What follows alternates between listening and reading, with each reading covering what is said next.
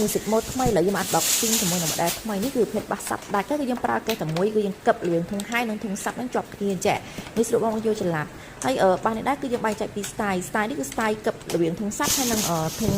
ហើយនៅពីលើនេះហើយបន្ទាប់មកបងអាចជ្រើសជាមួយនឹង style មួយទៀតគឺយើងប្រើជាមួយនឹងដងដោតអញ្ចឹងណាយើងបងចាដោតហើយគឺយើងអាច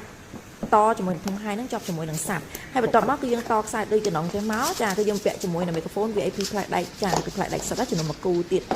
ខាងក្រៅធុងហើយនេះវិញគឺអាចទៅពួកជាមួយនឹង micro បាននេះ music រូបរាងថ្មីគឺយើងរចនាមុតជាមកគឺប្លែកម្យ៉ាងទៀតហើយគឺ style សេរីថ្មីហើយពីចំហៀងនេះគឺយើង update ជាមួយនឹងឈើផុសចេញមករចនាជាមួយស្អាតតែម្ដងទាំងសងខាងបាទហើយបាននេះដែរគឺយើង update កម្លាំងវ៉ាត់រហូតដល់ទៅ1500វ៉ាត់ដែលមានទំហំសាប់3ទឹកគឺជាប្រភេទបាសខ្នាតធំបាសនេះគឺយើងមានកម្ពស់ដល់ទៅ1.52 ម៉ែត្រតោះឥឡូវធ្វើតែសលេងបាសសិន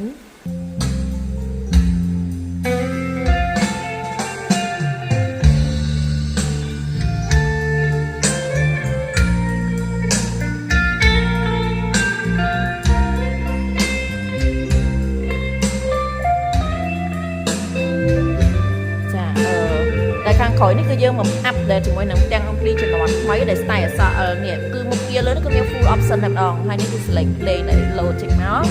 ចាហើយឥឡូវយើងបិទជាមួយនឹង volume បាសចាហើយបាសនេះដែរគឺមានប្រព័ន្ធ chip DSP ការពារសំឡេងកង់នេះ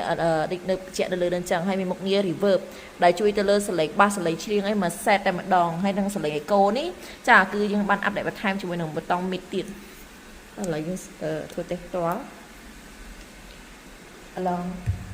1 2 3 1 2 3 ចឹងសារតេជននៅភ្នំពេញអាចធ្វើតេស្តសលេងនៅទីតាំងហាងផ្ទាល់ទីតាំងហាងគឺនៅលើផ្លូវហាណូយទៅមុខធនាគារជាតិអតិជននៅតាមខេត្តសុំទុកលេខទូរស័ព្ទនៅទីតាំងចូលពេកបាននេះដែរគឺមានបានធានារយៈពេលពេញ1ឆ្នាំពីក្រុមហ៊ុន